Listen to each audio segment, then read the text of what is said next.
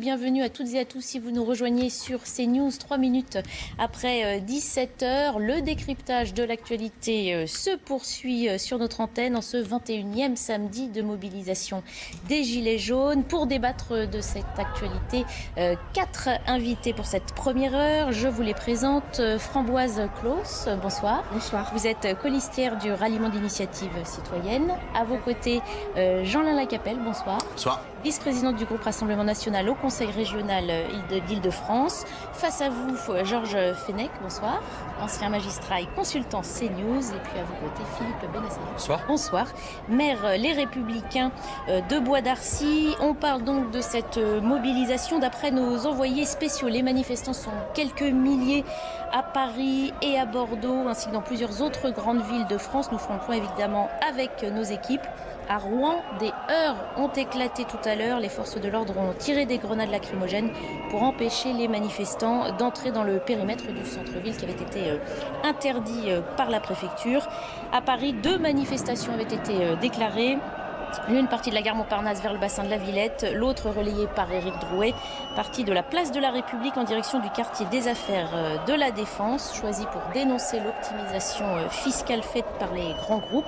On va donc faire le tour de ce qui se passe un peu partout en France et on va commencer par aller à Bordeaux où l'on retrouve Carole Layec. Carole, quelle est la situation à l'heure actuelle à Bordeaux ?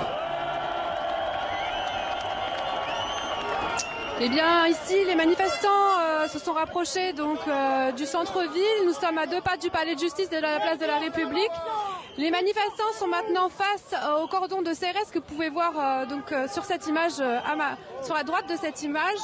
Ils sont partis depuis place de la Bourse donc à 14h pour passer sur les quais devant la gare Saint-Jean et tout cela sans heurts pour le moment, sans intervention des forces de l'ordre, mais on sent quelque peu une tension s'installer ici donc à ce croisement du cours d'Albret où vous le voyez sur ces images, quelques gilets jaunes ou quelques autres personnes tentent de forcer donc le cordon des CRS.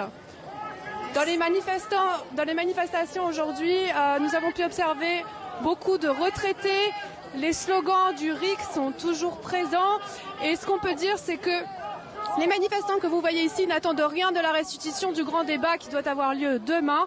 Ils sont désabusés et comptent bien manifester pour encore de nombreuses semaines. Merci beaucoup Carole Layec en direct de Bordeaux. Je me tourne vers vous Framboise Claus, colistière du ralliement d'initiative citoyenne. On l'entendait à l'instant, à Bordeaux, on n'attend rien du grand débat, des conclusions du grand débat qui vont être dévoilées en début de semaine. Pourtant, le mouvement continue. Est-ce que vous ressentez un essoufflement ? Alors, je ne ressens pas d'essoufflement, en fait, ces dernières semaines du tout du mouvement. J'étais aujourd'hui dans la manifestation qui partait de République, en fait. Donc, je suis arrivée jusqu'à Neuilly.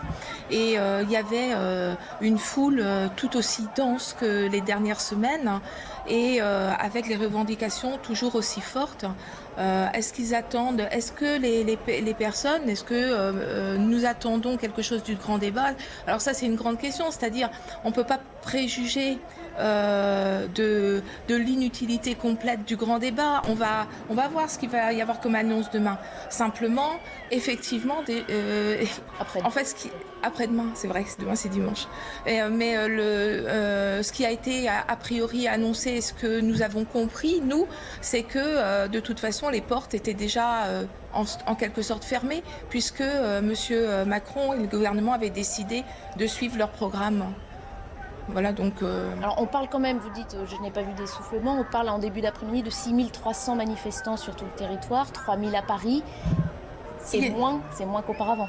En fait, je ne sais pas si c'est moins. C'est-à-dire que selon les week-ends également, il y a des différentes manifestations et différentes manières de s'exprimer. Et sur certains gros week-ends, il va y avoir peut-être des grosses manifestations dans des grandes villes. Et sur certains grands autres week-ends, on va avoir plus des manifestations locales.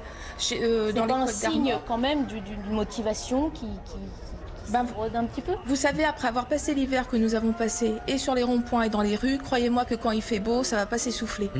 Jean-Lin Lacapelle, vous voyez tiquer. Non, mais je rebondis sur votre question. En effet, est-ce que le mouvement s'essouffle? Moi, je crois que pas du tout. Et l'indicateur me semble pas être la mobilisation dans la rue. C'est pas ça, le bon indicateur. Le bon indicateur, c'est aussi le soutien de l'opinion publique qui est majoritaire. Alors il est de 50% aujourd'hui parce que certainement que les dégradations et les violences sur les Champs-Élysées que je condamne, qui ont eu lieu il y a quelques jours, ont fait baisser cette courbe. Mais vous allez voir, dans 15 jours, je crois que l'opinion publique soutient majoritairement ce mouvement des Gilets jaunes qui revendique... Le terrain, la rue, c'est le point de départ de ce mouvement. Oui, bien évidemment. Mais vous vous rendez compte, c'est un mouvement exceptionnel, ça fait 5 mois.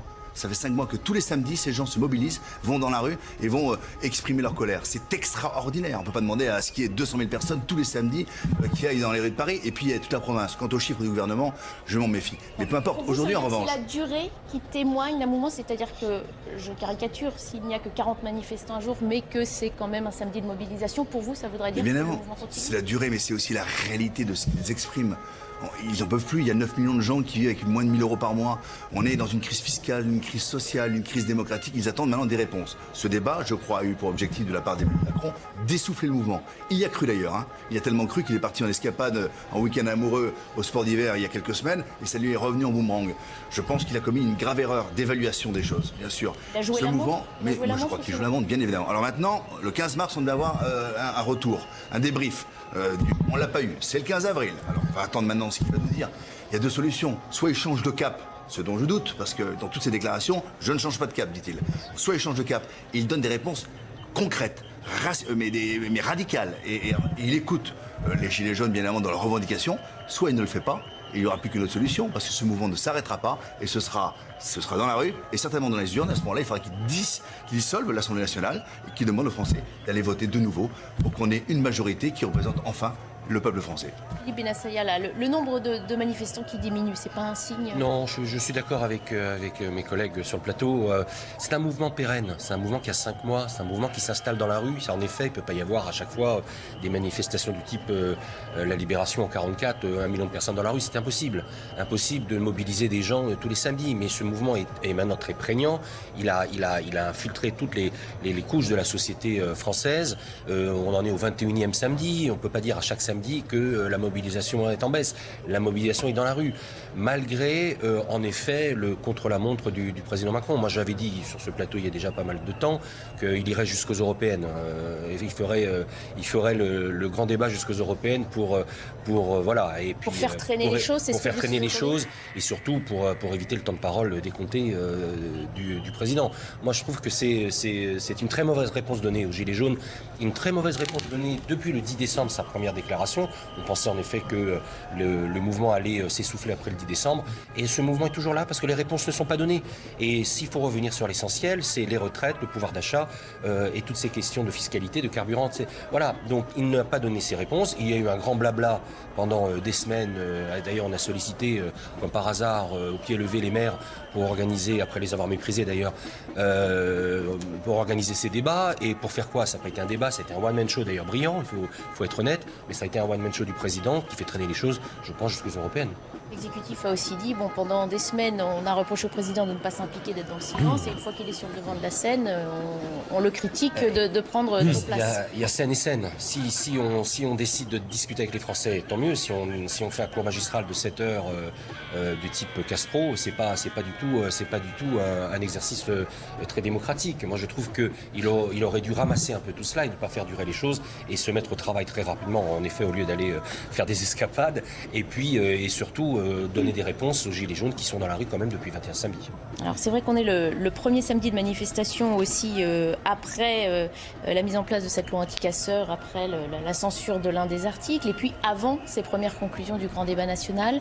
Les Gilets jaunes n'en entendent pas grand-chose, Georges Fenech. Les Français, eux, ont peut-être des attentes vis-à-vis de ces premières conclusions qui seront dévoilées par le Premier ministre. Bien sûr, 15 avril sera un moment important. Celui de la restitution donc, de ce débat.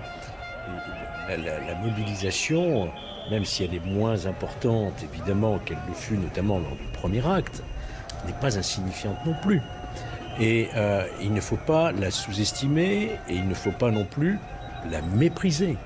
Pourquoi je parle de mépris? C'est pour reprendre le terme de l'ancien président de la République, Valéry Giscard d'Estaing, qui, dans les colonnes du Parisien, vient de dire qu'il ne fallait pas traiter ce mouvement avec mépris. Alors on se demande qui il vise d'ailleurs. Enfin bon, toujours est-il que Valéry Giscard d'Estaing s'exprime très rarement. Là, il l'a fait. Les 3 anciens présidents de la République, si on accepte Jacques Chirac, qui est en difficulté au point de vue de sa santé, se sont exprimés. Souvenez-vous, François Hollande, qui est carrément allé sur les ronds-points, qui était très critique à l'égard de son successeur. Nicolas Sarkozy était plutôt sur le registre critique de l'absence d'autorité, de fermeté dans le traitement du maintien de l'ordre public. Mais toujours est-il que cette mobilisation, même si en nombre est moins importante, elle signifie que le malaise est toujours là, elle signifie que la crise est toujours là. C'est une crise populaire, hein. C'est pas une crise sociale. C'est pas des syndicats qui défilent. C'est le peuple spontanément qui a revêtu un gilet jaune. C'est le peuple qui s'exprime, qui veut reprendre sa parole, qui veut exprimer des choix et une parole. Et avec les beaux jours, si par extraordinaire venaient se greffer aussi des mouvements sociaux, syndicaux, on parle beaucoup du monde hospitalier, on parle d'éducation nationale, puis il va y avoir les très grandes réformes. Il va y avoir les réformes, la réforme des retraites, l'assurance chômage, la fonction publique. Donc actuellement, on est dans un pays un peu en asthénie, je dirais. Il y a une baisse d'énergie, de régime, puisqu'on débat. On débat. Mais il y a un moment, il faudra bien prendre ces décisions. Donc nous allons voir déjà lundi, effectivement, quelle va être la restitution de ce débat. Alors justement, les manifestants qui continuent de s'exprimer, vous le disiez Georges Fenech, on va aller voir justement dans les rues de Rouen. On retrouve Régine Delfour, donc Rouen, je vous le rappelle, où des heurts ont éclaté en début d'après-midi. Est-ce que la tension s'amenuise, Régine ? Oui, Barbara, la tension est redescendue. En fait, là, on a pu aller à l'autre bout du pont Jeanne d'Arc. Quand je vous ai laissé tout à l'heure, on était en plein heure de dispersion. Et l'objectif des forces de l'ordre, c'était effectivement de repousser les manifestants sur la gare, sur la rive gauche, parce que rive droite, c'est au niveau du centre-ville qui est interdit. Alors j'entendais tout à l'heure un de vos invités qui se demandait pourquoi il y a 2 personnes qui ont des écharpes tricolores. Comme vous pouvez le voir à l'écran, il y a une policière qui a une écharpe tricolore. On lui a demandé exactement ce que cela signifiait. Elle nous a dit qu'en fait elle représentait l'autorité civile. Donc elle n'a pas voulu développer. Théoriquement, ça veut dire qu'elle est commissaire, mais ce qu'on peut dire, c'est qu'elle représente l'autorité civile. C'est elle qui dirige en fait toute l'organisation des policiers, des gendarmes, qui coordonnent un peu les forces de l'ordre. Alors, ce qui était un peu surréaliste tout à l'heure, c'est qu'en fait, ils ont repoussé les manifestants rive gauche. Et les gendarmes de l'autre côté ont réussi à laisser passer d'autres manifestants. Donc en fait, il y avait des manifestants qui arrivaient comme ça sur le pont en encerclant un peu les forces de l'ordre. C'est pour ça qu'il y a eu des renforts de camions de gendarmes qui sont stationnés pour l'instant sur le pont, dans l'éventualité que les heurts repartent. Mais pour l'instant, c'est plutôt calme. Alors, il y a toujours des gilets jaunes qui sont devant les forces de l'ordre, avec les pancartes, toujours pareil, des revendications par rapport au RIC, ces choses-là, mais c'est quand même très très calme. Ce qui était un peu insolite aussi tout à l'heure, c'est que sur la partie rive droite, il y avait pas mal de manifestants qui étaient massés au niveau du quai, et quand la dispersion a eu lieu, il y a eu beaucoup de tirs lacrymogènes, et certains manifestants les remettaient dans l'eau, et ceux qui étaient en face applaudissaient dès qu'il y avait un tir de lacrymogène, en fait, une grenade qui tombait dans l'eau. Donc pour l'instant, la situation, Barbara, est des plus calmes. Il reste en face. Vous le voyez sur ces images, les forces de l'ordre sont positionnées à l'entrée du pont de Jeanne d'Arc. On est vraiment au niveau de la rive gauche. Et pour l'instant, tout se passe dans le calme. Merci beaucoup Régine Delfour en direct de Rouen avec Olivier Gangloff derrière la caméra. Autre cortège à Paris, celui qui est parti de la place de la République en direction du quartier des Affaires de la Défense. Thibaut Gauthier, le cortège arrive en ce moment. Oui, ça y est, il n'y a plus personne dans ce cortège. Tout le monde est arrivé sur l'esplanade de la Défense et on a une image assez étonnante avec sous la grande arche symbolique des centaines, des milliers de gilets jaunes alors que vous voyez là un des gilets jaunes coursé par un des policiers et l'ensemble des personnes autour qui se rapprochent, qui sifflent les policiers.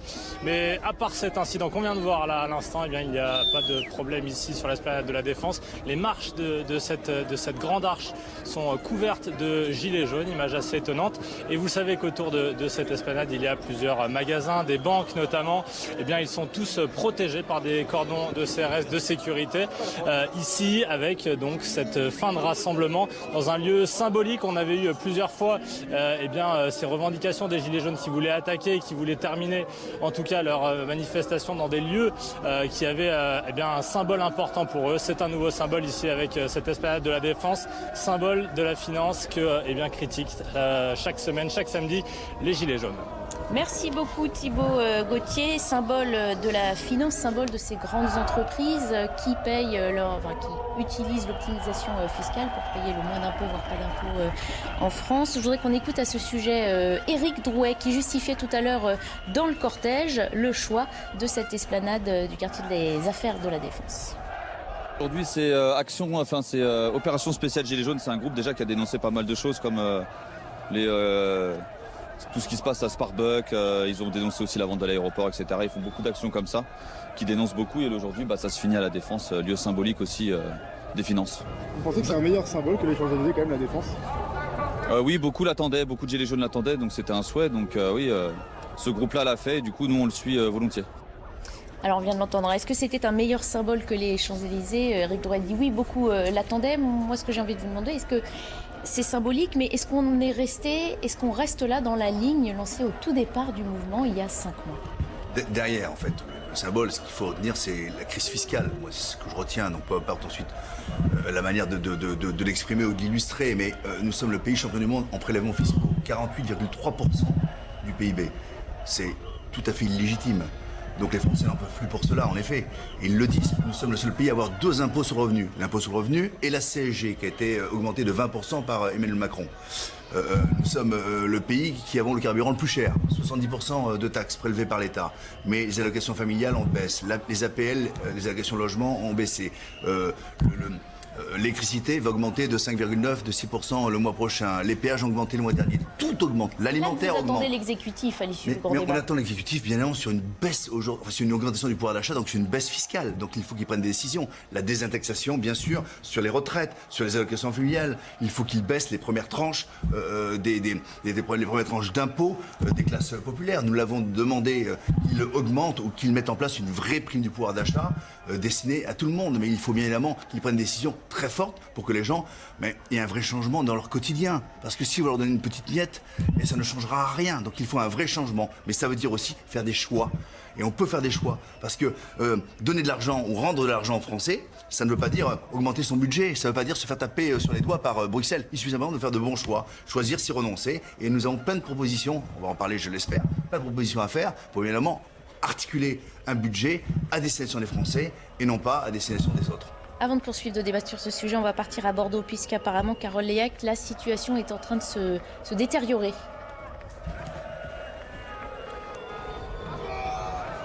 Oui, effectivement, un petit peu. Il y a eu encore quelques contacts avec quelques manifestants et les CRS qui se trouvaient donc à l'angle du cours d'Albret et rue des Frères Bonny, qui se trouve tout juste à côté de l'hôtel de ville. Et il semblerait que maintenant les manifestants soient déterminés à aller jusqu'à la place de l'hôtel de ville, jusqu'à Péberlan, puisqu'effectivement ici ils ne peuvent pas avancer sur le cours d'Albret. Comme vous pouvez le voir sur ces images à droite, le cordon de CRS les empêche d'avancer. Donc ils sont en train de prendre le chemin de la place Péberlan. Ils sont plusieurs milliers rassemblés depuis ce matin. Ils sont partis de place de la Bourse à 14h pour ensuite longer les quais et passer devant la gare Saint-Jean. Et ils se dirigent maintenant vers l'hôtel de ville, donc que vous pouvez voir sur cette image.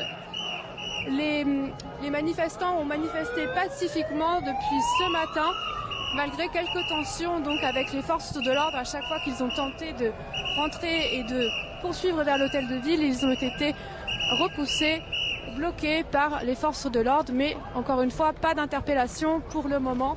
De simples contrôles de sacs ont été effectués ce matin. Une mobilisation en légère baisse par rapport au week-end dernier, mais les manifestants sont bel et bien présents ici et n'attendent rien de la restitution du grand débat qui doit avoir lieu demain. Merci beaucoup Carole Leillac en direct de Bordeaux. Retour à Paris précisément dans le 19e arrondissement. Solène Rioux, vous êtes sur les quais de Seine. C'est la destination finale de ce cortège parti tout à l'heure de la gare Montparnasse à destination du bassin de la Villette.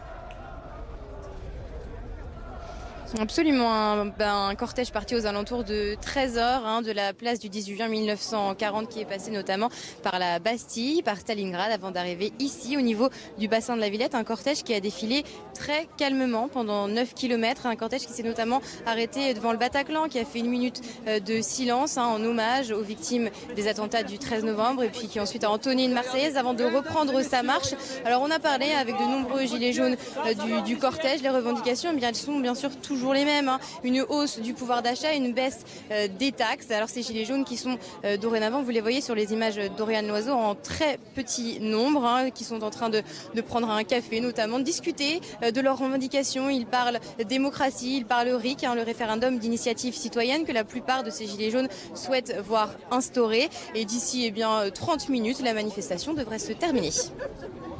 Solène Rioux en direct du 19e arrondissement de Paris. Philippe Benasser, on en parlait, les raisons qui ont lancé ce mouvement, plus de pouvoir d'achat, moins de taxes, sont toujours entendues dans les cortèges. On attend l'exécutif sur ces points-là qui doivent changer la vie des Français les plus démunis. J'espère que l'exécutif va rester sur la quintessence même du mouvement des Gilets jaunes, c'est-à-dire la fiscalité, le problème du pouvoir d'achat et de la fiscalité. Voilà, la question que je me pose, c'est pourquoi le mouvement des Gilets jaunes n'est pas apparu plus tôt. Pourquoi c'est apparu que sous Macron? En fait, ça aurait pu apparaître sous Hollande ou d'autres. La Sarkozy. Je peux vous répondre là-dessus, certainement. Je termine juste et puis voilà. Non, mais c'était pas une critique. Je dis pourquoi c'est ce timing-là. Mais c'est la réponse sera intéressante. Allez-y. Mais en fait, moi, je pense qu'il y a un tel ras-le-bol, à mon avis, des Français, et puis de telles promesses du soi-disant nouveau monde. Du président Macron qui fait qu'il a plus déçu très probablement que ses prédécesseurs ou en tout cas les différentes hausses dont vous avez parlé tout à l'heure, c'était la goutte qui a fait déborder le vase. Alors, les attentes étaient trop grandes. L'attente était très grande. Je vois là la place à la Défense. Là.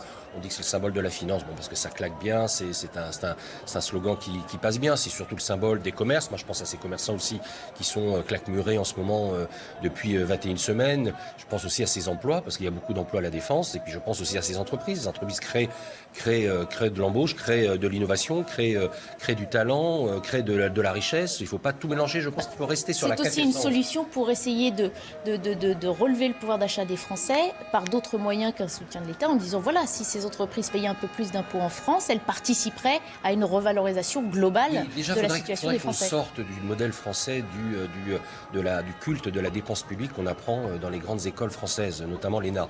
Si on arrêtait un petit peu d'avoir cette mentalité-là, peut-être qu'on aurait d'autres solutions que celle-là. Nous attendons tous de vrais signes et de vraies réformes de l'exécutif et du président de la République pour apporter enfin des vraies réponses sur la fiscalité, sur les retraites aussi, parce qu'on ne parle pas beaucoup des retraites, sur les territoires perdus de la République aussi, parce qu'il y a des territoires qui sont isolés en France.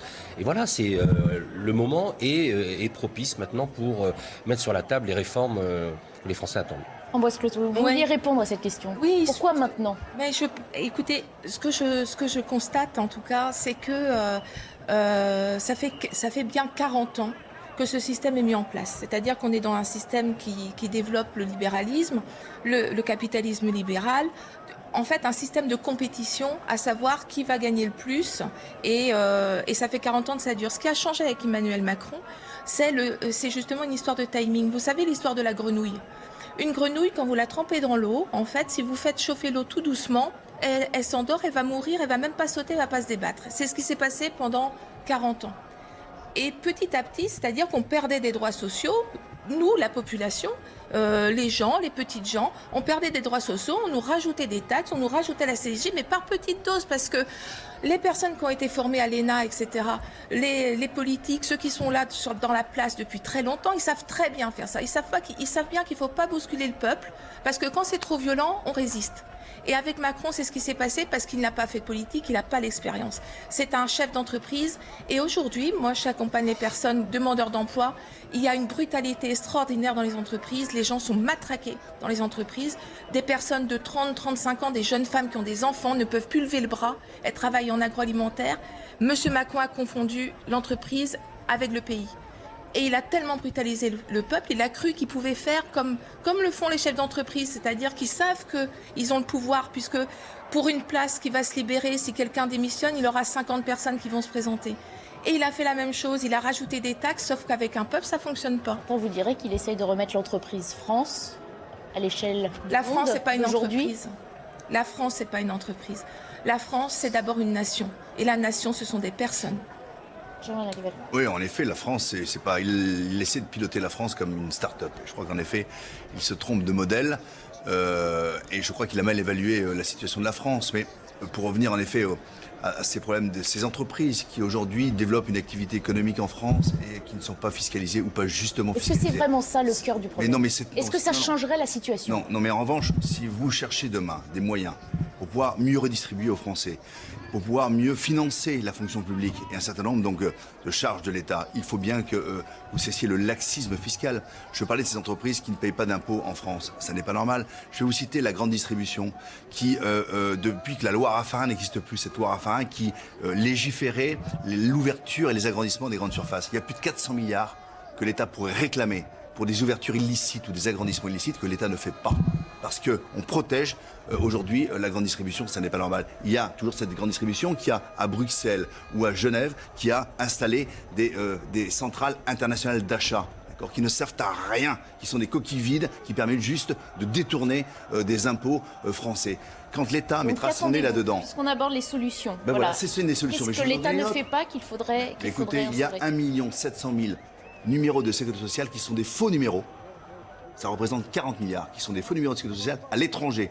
Eh bien, le jour où vous aurez fait le ménage là-dedans, vous trouverez beaucoup d'argent. Le jour où vous supprimerez, et c'est une revendication que nous faisons bien sûr au Rassemblement national, supprimer la couverture médicale pour les clandestins, c'est 1 milliard. L'allocation pour les enfants mineurs isolés, 2 milliards. Le RSA, qui n'est pas destiné uniquement pour les Français, mais qui est destiné également aux étrangers.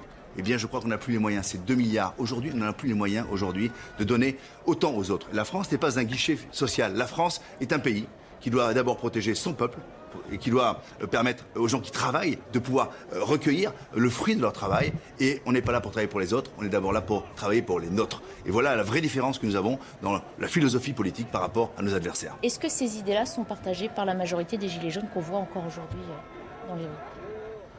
Je ne sais pas, sans doute. Mais pour reprendre la question, pourquoi, les Framboises disaient tout à l'heure, pourquoi maintenant? Pourquoi pas avant, vous disiez, 40 ans, etc. Il faut quand même bien voir les choses, que le mouvement En Marche, que font les Gilets jaunes aujourd'hui? Ils marchent. Le mouvement En Marche, est-ce que c'était pas un mouvement... Pas tous de vous entendre dire ça. Est-ce que c'était... Pardon? Peut-être qu'ils ne seraient pas tous d'accord avec... Non, mais le mouvement En Marche, au départ, c'était une grande consultation, souvenez-vous. Lorsqu'Emmanuel Macron faisait du porte-à-porte. Et donc, ces marcheurs de la première génération, je dirais, qui arrivent au pouvoir en balayant la classe politique traditionnelle. Donc ça a soulevé un espoir, un peuple extraordinaire, puisque c'était un nouveau monde. Et aujourd'hui, eh ben, c'est la version 2, je dirais, des marcheurs, ceux qui marchent aujourd'hui pour manifester, qui ont revêti un gilet jaune, parce qu'ils expriment une très grande déception, au fond. C'est ça, l'histoire. Et aujourd'hui, ils veulent reprendre à nouveau la parole. Et donc, il y a la rencontre entre ce qui était l'ADN au départ d'Emmanuel Macron avec les marcheurs et ce peuple aujourd'hui qui a le sentiment de ne pas être écouté ou en tout cas entendu. Et il va bien falloir trouver un moyen de se réconcilier, c'est-à-dire retrouver le moyen, retrouver le lien de confiance entre la classe dirigeante, entre le chef de l'État et le peuple français. Alors comment l'exécutif, puisque c'est le pouvoir d'achat qui reste au cœur en fait de ce qui pourrait redonner un peu d'air à ces Français, comment Emmanuel Macron peut-il redonner du pouvoir d'achat, baisser les taxes? On sent bien, ça fait partie du sujet, il s'est déjà prononcé, il ne va pas honorer toutes les demandes des Gilets jaunes. On le disait, des retraites, des allocations familiales, c'est important.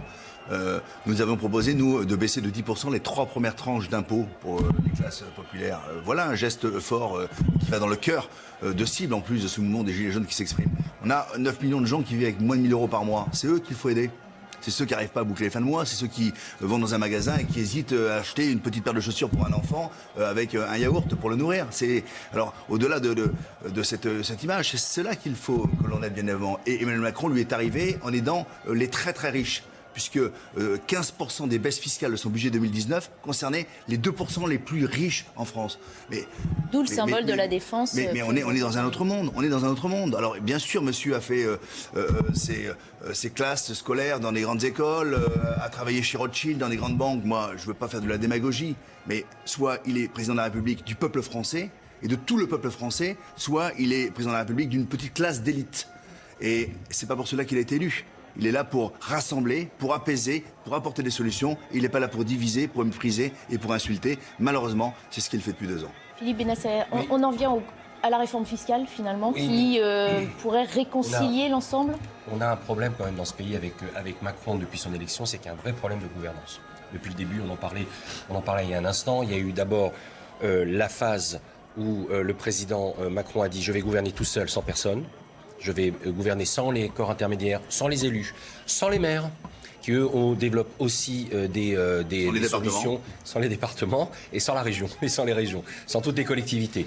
On peut pas, et je pense que c'est là, quand je disais qu'il y a un problème de système, qu'il y a un problème de gouvernance, qu'il y a un problème d'origine, d'études et de formation dans ce pays, on ne peut pas régler les problèmes avec ceux qui les ont créés, comme dirait le proverbe. C'est il faut vraiment un changement de mentalité et que ce président-là ait le courage enfin, justement après à la fin de ces débats, qu'il ait le courage de prendre de vraies décisions. Il sera populaire. S'il prend les vraies réformes courageuses dans ce pays, la baisse de la fiscalité, il n'y a pas que les entreprises. C'est rattrapable. Je vois bien parce qu'on sent le discours politique derrière, mais il n'y a pas que ça. La confiance est quand même rompue depuis 5 mois de façon assez significative. Oui, mais il s'est coupé de tout le monde. Il s'est coupé des classes moyennes, il s'est coupé des retraités, il s'est coupé des élus. On peut pas mépriser comme ça le peuple français. C'est vrai que le pays, c'est pas une start-up, c'est une nation avec un peuple. Et ce peuple, il faut l'écouter, il faut l'entendre, il faut débattre avec lui, il ne faut pas le mépriser comme il l'a méprisé au début. J'espère qu'il va changer parce que je le dis pour la France. Je ne le dis pas que pour lui, que pour son parti politique. Je le dis pour la France. Il faut qu'il ait le courage enfin de sortir de schémas traditionnels français qu'on apprend en effet dans les grandes écoles et qu'il vienne sur le terrain pour pouvoir enfin donner ces réformes courageuses pour le pays. Georges Fenech, est-ce qu'il a les moyens, Emmanuel Macron, d'avoir ce courage? Est-ce qu'il a la latitude d'action? Il avait dit à Noël, voilà, j'ai répondu, si ça ne correspond pas aux attentes des Gilets jaunes, le président de la République, il est le président de la République. Oui, L'Assemblée nationale, il a sa majorité. Donc il est en situation de décider avec une majorité à l'Assemblée nationale. Tous les pouvoirs. Donc il est dans la situation qui fait que la responsabilité de gouvernance dans ce pays est la sienne.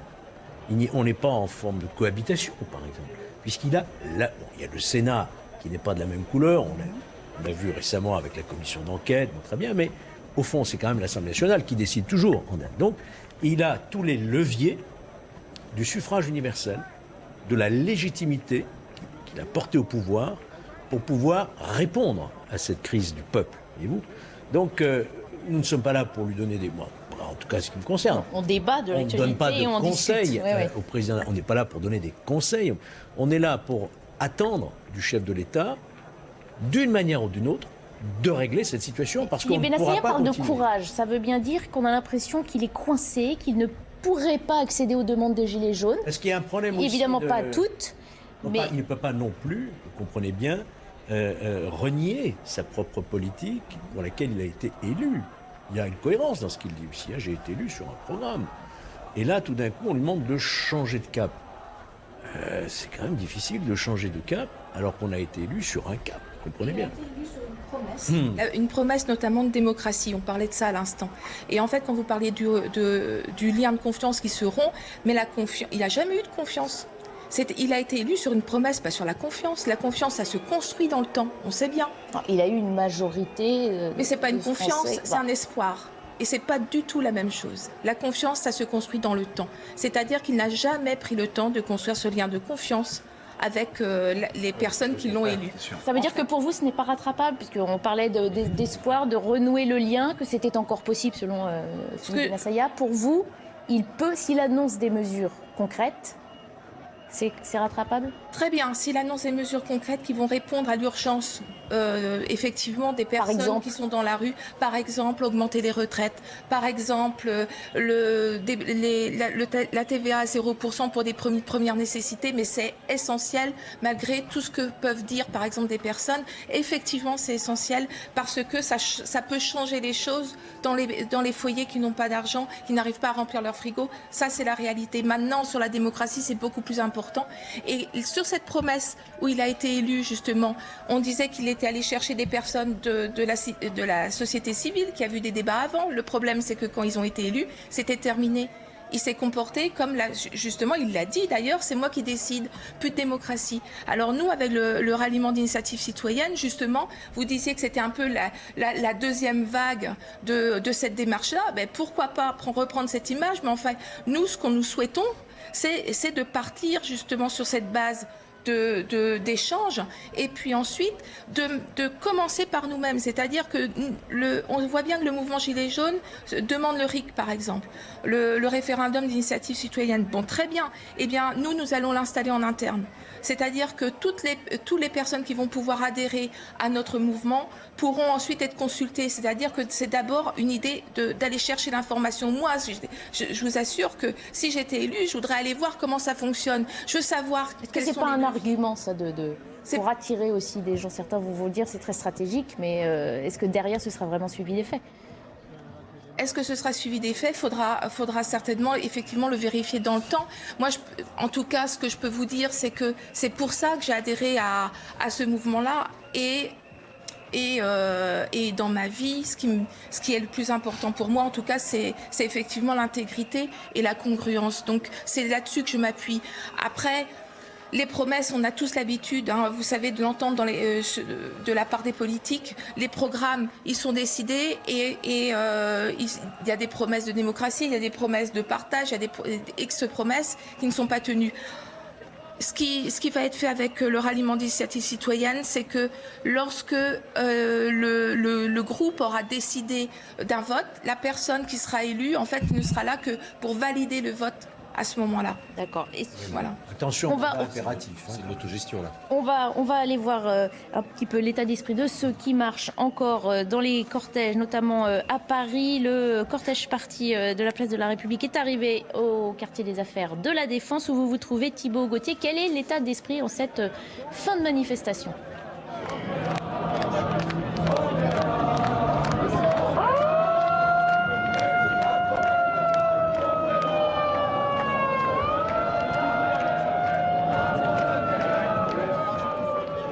De se disperser et vous pouvez le voir sur les images sous l'arche de la Défense. Il y a des marches là où étaient postés plusieurs centaines, peut-être milliers de gilets jaunes, et les forces de l'ordre qui étaient postées en haut pour éviter une dispersion descendent progressivement ces marches comme un râteau, peut-être, pour essayer de disperser gentiment. Pour l'instant, tout se passe bien.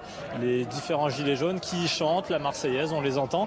Et puis il y a toujours devant ces magasins, devant ce centre commercial célèbre de la Défense, des forces de l'ordre, les cordons de sécurité qui sont très présents, qui filtrent très clairement les entrées. Impossible d'accéder à ces grands magasins parce que à 17h30 maintenant, 17h45, eh bien c'est à ce moment-là, chaque samedi, que surviennent certains heurts. On veut éviter ce genre de problème ici à la Défense parce que on sait que c'est un symbole de la finance que combattent chaque samedi les gilets jaunes. On ne veut pas de nouveaux problèmes ici avec les différents magasins, de nouvelles casses, et progressivement on voit les gilets jaunes qui quittent cette esplanade de la Défense, cet endroit, cette place qu'ils avaient pris juste sous l'arche, même s'il en reste encore quelques-uns qui entonnent la Marseillaise et qui veulent rester ensemble. On les a entendus tout à l'heure prendre la parole un par un, discuter entre eux, mais maintenant eh bien, c'est l'heure où cette manifestation doit s'achever. On verra dans les heures, dans les minutes qui viennent, comment se passe cette dispersion. Merci beaucoup Thibaut Gauthier en direct de l'esplanade de la Défense. On l'entendait à l'instant, surtout éviter la casse, éviter évidemment les débordements d'il y a 15 jours.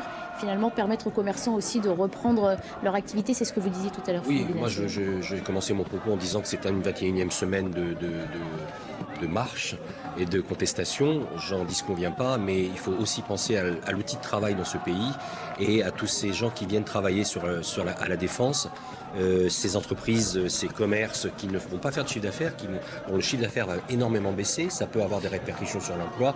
Il faut faire attention quand même que... Voilà, il faut faire attention à l'outil de travail, aux commerçants, aux entreprises également, parce que là, l'image que l'on donne de notre pays aussi et l'image de notre économie va en prendre quand même un sacré coup. Juste 30 secondes encore, si vous le permettez, pour revenir sur la gouvernance de tout à l'heure. La chronologie commande dans un quinquennat ou dans un septennat. Le président Macron a commencé tout seul. Après, il a fait totalement le contraire, c'est qu'il a parlé pendant des heures et des heures et des heures, un peu comme Castro. Et maintenant, je ne sais pas quelle va être la troisième étape de ce quinquennat. C'est là où je parlais de courage tout à l'heure. C'est-à-dire qu'après avoir méprisé, après avoir parlé, maintenant il faut agir. Et c'est là où on va juger un président de la République, c'est à son action. C'est pas à son discours, qui est intéressant, qui est brillant d'ailleurs, mais c'est à son action qu'on jugera le président de la République. Il y a une action qui va peut-être mettre... Oui, parce que vous parlez du préjudice réel que subissent notamment les commerçants, mais globalement, on a déjà fait à peu près une estimation de ce qu'a coûté le mouvement depuis ses origines. On parle de plus de 4 milliards. En termes de croissance, ce sera entre 0,2% de point de croissance. C'est l'ISF, c'est la suppression de l'ISF. Vous voyez donc le coût, mais il y a aussi un coût qui est peut-être pas tout à fait appréciable, c'est le coût moral. La France va pas bien. Donc le moral, ça commande tout le reste. Hein. Donc c'est pour ça que le pays a besoin de retrouver le moral, de retrouver la confiance, de retrouver le goût d'avancer, voyez-vous. Et c'est inquantifiable, mais c'est réel. Alors, il y aura effectivement, d'où l'importance de cette fin de grand débat, mais puisque l'heure avance vite, je voudrais qu'avec nos invités, on évoque aussi quand même cette échéance. En ligne de mire, il y a quand même les élections européennes. On disait tout à l'heure que certains accusent Emmanuel Macron de jouer la montre pour tirer jusqu'aux élections européennes. Et finalement, si les élections européennes se traduisent en vote sanction par rapport à une situation nationale, est-ce que là, c'est pas un petit peu dommageable ? Moi, je crois que les choses sont claires. En effet, il doit répondre là aux Français. C'était son engagement. Il avait dit qu'il les comprendrait, il les écouterait et il formulerait des propositions adaptées à leurs revendications. Donc, on attend qu'Emmanuel Macron maintenant s'exprime. Moi, je n'y crois pas. Quand vous disiez qu'il ne veut pas changer de cap, je crois que vous avez raison, monsieur. Il ne veut pas changer de cap. C'est dans son caractère. Il est orgueilleux aussi. On le voit dans sa manière d'être très arrogant vis-à-vis du peuple français. Il ne changera pas de cap. Eh bien, si vous ne changez pas de cap, vous êtes dans le mur. Et quand vous êtes dans le mur, mais écoutez, ça fait mal. Il y a des présidents de la République qui l'ont précédé et qui ont pris la décision de dissoudre l'Assemblée nationale. Le général de Gaulle l'a fait, Jacques Chirac l'a fait. Il faudra qu'il le fasse parce qu'il ne tiendra pas la fin du mandat comme ça. Ça veut dire que vous n'y croyez pas en termes du débat national, et est-ce que ça veut dire que vous le sanctionnerez, enfin, vous attendez que les Français le sanctionnent aux élections européennes ? Quand on parle de cette réforme fiscale, quand Édouard Philippe, Premier ministre, vous dit les gens s'attendent à un grand sport fiscal, mais je ne sais pas faire ça, que c'est trop compliqué. Quand des gens qui gouvernent le pays vous disent qu'ils ne savent pas faire une réforme fiscale, mais c'est très inquiétant. Donc ça veut dire que dans le fond, si vous êtes franchement gouverné par des gens qui n'ont pas cette compétence-là, il y a un vrai problème. Donc qu'est-ce qui va se passer le 26 mai ? Les Français vont voter sur, bien sûr, un projet européen. Et je crois qu'il y a deux pôles qui s'opposent. Il y a ceux qui veulent continuer dans cette Union européenne, qui nous a mis dans le mur, et qui nous empêche aujourd'hui clairement de protéger l'emploi, nos familles, nos frontières. Et puis il y a une Union européenne qu'on peut totalement rénover, et nous souhaitons une grande Europe des nations, libre, souveraine, qui préserve l'identité, qui nous permette d'avoir des frontières économiques et territoriales notamment. Et les gens vont avoir un choix à faire entre ces deux pôles. Et puis ils ont un deuxième choix à faire, parce que ça va se transformer en référendum ce 26 mai, pour ou contre Macron.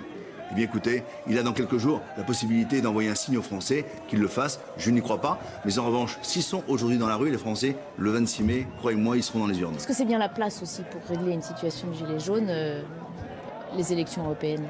Vous savez, il y a des sujets typiquement français. C'est peut-être pas l'Europe qui peut résoudre tous les problèmes des Français. Les problèmes de démocratie, la proportionnelle, c'est français. Nous sommes le seul pays dans l'Union européenne à pas avoir la proportionnelle pour des législatives. C'est inadmissible et c'est antidémocratique. Ça, c'est un problème français. En revanche, mais le pouvoir d'achat concrètement, en quoi Bruxelles va pouvoir redonner du pouvoir d'achat aux Français ? Parce qu'aujourd'hui, l'Union européenne, entre ce que vous donnez et ce qu'elle vous restitue, il y a 10 milliards d'écart. Vous avez le droit de challenger cela, par exemple. Vous avez le droit de challenger cela pour redonner un peu plus aux Français. La directive des travailleurs détachés, 517 000 travailleurs détachés en France. Nous sommes le deuxième recruteur dans l'Union européenne.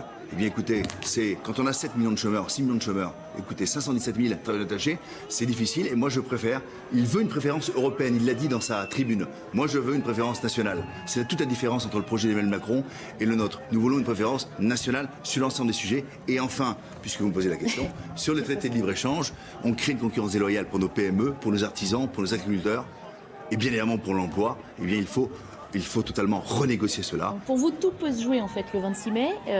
Vous partagez cette idée ? Ce qui me chagrine un peu, c'est que Emmanuel Macron ait pris l'Europe en otage. C'est-à-dire avec le grand débat, avec ses différentes interventions, encore une fois, non chronométrées. Il faudra un jour qu'on en parle quand même parce que là... Peut-être aussi qu'on aille au-delà de ces... Oui, mais il y a quand même un problème de démocratie et de temps de parole.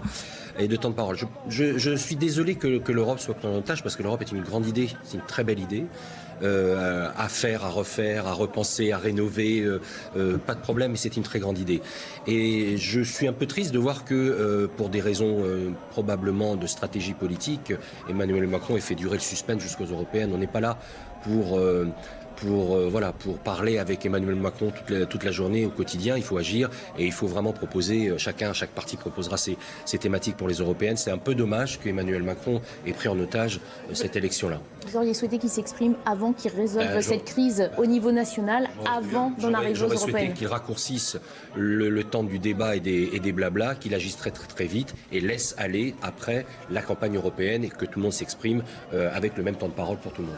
Vous avez raison, Barbara, de poser la question des européennes.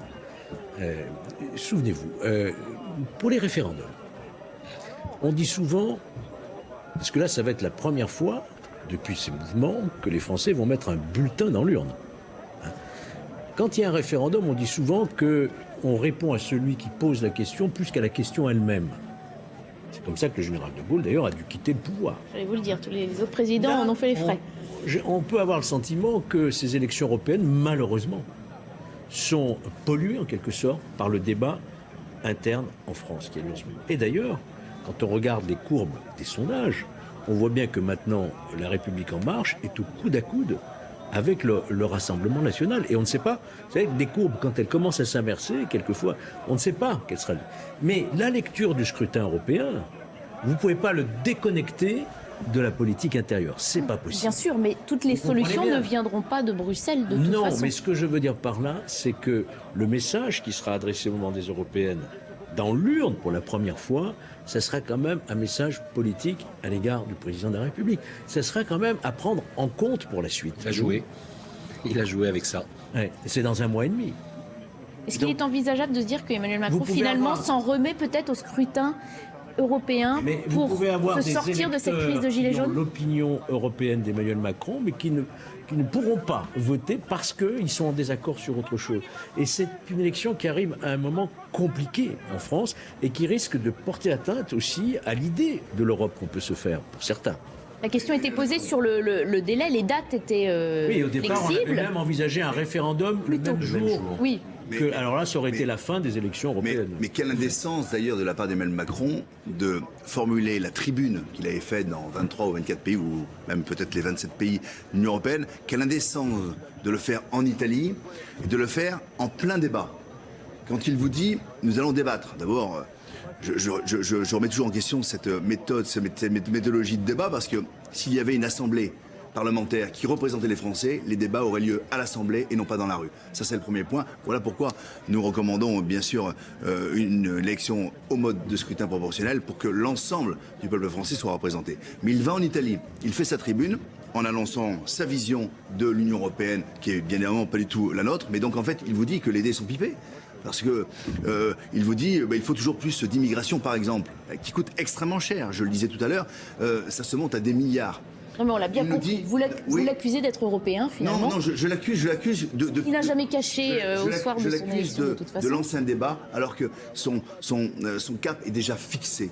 Et sa tribune qu'il fait pendant le débat est une provocation, bien évidemment, puisqu'il y a déjà un certain nombre de choses. Le sujet de l'immigration n'a pas été abordé dans les grandes thématiques du débat. Vous ne croyez pas une écoute de sa part après 5 mois de crise qui lui valent de... Il a été élu il y a plus d'un an, le débat est terminé. Il a été élu sur un programme, maintenant il agisse. Il y a un sondage qui est paru, donc les préoccupations principales donc, des Français, mais également des Européens pour l'élection européenne. Il y a bien sûr le pouvoir d'achat, il y a l'environnement, dans le désordre, hein, et il y a la sécurité, et c'est le terrorisme islamique qui est bien sûr pointé du doigt, et l'immigration, d'accord ? La moitié des sujets n'ont pas été abordés dans les débats, là, notamment sur la partie de la lutte contre l'islamisme radical. Non, mais puisque ça fait des semaines qu'on épluche les propositions des Français, on peut attendre... Aujourd'hui, en France, je peux vous dire qu'on serait largement majoritaire. Donc il est en train de fuir sa sensibilité. Il est bien évidemment sur un très mauvais schéma, à la fois sur les réponses sociales, démocratiques et économiques. Et maintenant, si j'ai une seule chose à dire aux Français, si Emmanuel Macron gagne le 26 mai, ce sera la catastrophe après. Parce qu'on va lui donner des ailes et la fin du mandat va être catastrophique pour les retraites, la fonction publique, les impôts.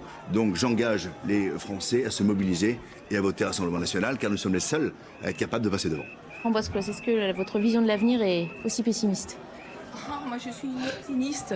Je suis même une utopiste, voyez-vous. Donc, je crois qu'on est en train de construire le monde qui n'existe pas encore. Donc, par rapport au scrutin des européennes, alors ? Pour les européennes. Avec le ralliement d'initiatives citoyennes, nous allons nous engager. Et effectivement, parce que aussi, ce sont les premières élections et nous pensons que c'est important. Qu'est-ce qui est important dans ces élections européennes, à mon sens en tout cas, quand j'entends parler de 1 milliard par-ci, 2 milliards par-là, qui sont partagés par exemple pour les étrangers en France de la part de monsieur Lapacelle, moi je voudrais faire référence plutôt aux 1000 milliards d'optimisation fiscale qui sont permises justement par la structure de l'Europe, parce que les grandes entreprises et les personnes les plus riches de ce monde optimise, c'est-à-dire qu'il y a l'évasion fiscale, mais il y a aussi des lois qui sont votées et qui autorisent ces personnes-là à pouvoir ne pas payer l'impôt au même titre que n'importe quel citoyen de l'Union européenne. Bruno Le Maire a rappelé il y a 2 jours qu'il continuait le combat pour pouvoir faire taxer les GAFA. C'est ça, continuons le combat, mais n'empêche que concrètement, la politique de M. Macron, c'est bien de favoriser les personnes d'ailleurs qui l'ont amené au pouvoir, puisqu'il a été financé a priori par les personnes les plus riches. Si cette idée aboutit, les GAFA seront taxés en France, générant là... C'est une petite partie, ça. Nous avons en Europe, ça n'a pas été reconnu par contre par nos politiques, mais nous avons en Europe des comment on appelle ça, des trucs, des paradis fiscaux. Nous en avons en Europe. Nous avons l'Irlande, nous avons la Belgique qui est apparemment, je crois, le premier paradis fiscal en Europe. Vous vous rendez compte, la Belgique, c'est le siège de l'Union européenne. Donc il y a peut-être un petit peu de ménage à faire. Alors je ne veux pas dire que nous... Comment ? On ne peut pas dire que la Belgique soit un paradis fiscal. Ils mettent en place les plus souples. Mais c'est pas parce que... Il y a de l'optimisation fiscale, vous avez raison. Exactement. C'est différent du paradis. Ce que vous voulez dire, c'est qu'il y a des choses à régler en Europe. C'est certainement un paradis pour les entreprises les plus riches et les personnes les plus riches. C'est vraiment de l'évasion fiscale. On parle d'évasion fiscale, très bien. On va jouer sur les mots. N'empêche que c'est 1000 milliards. C'est 1000 milliards. Et quand j'entends parler de 2 milliards par-ci, 3 milliards par-là, simplement qu'on ne peut pas augmenter les retraites en France, mais les milliards, ils sont là. Et c'est ça pour lequel il va falloir, ou contre lequel il va falloir se prononcer le 26 mai pendant les... En tout cas, c'est un début. Et ce que j'attends en fait de la population, du peuple, des citoyens, c'est que peut-être ils fassent ce pari d'envoyer les Français à Bruxelles, d'élire les Français pour qu'ils soient représentés, qu'il y ait des employés, qu'il y ait des ouvriers. Alors oui, on ne sort pas des grandes écoles, mais il y a une place plus grande faite à la France à l'échelle européenne, une place plus grande faite à la France à l'échelle européenne, c'est ça que vous sous-entendez? Sachant que la France est quand même déjà l'un des moteurs de l'Europe. Une place plus grande faite à l'humain. C'est pas à la France, c'est une place plus grande faite à l'humain. Moi, je suis pas en compétition. Je suis pas en compétition avec mon voisin, par exemple, d'origine étrangère. Nous sommes dans notre rassemblement, on a parlé beaucoup de préjugés sur le mouvement Gilets jaunes qui serait raciste, par exemple. Et c'est pas du tout le cas, c'est pas ce que nous constatons sur le terrain. Et effectivement, nous rallions sur l'idée de nous unir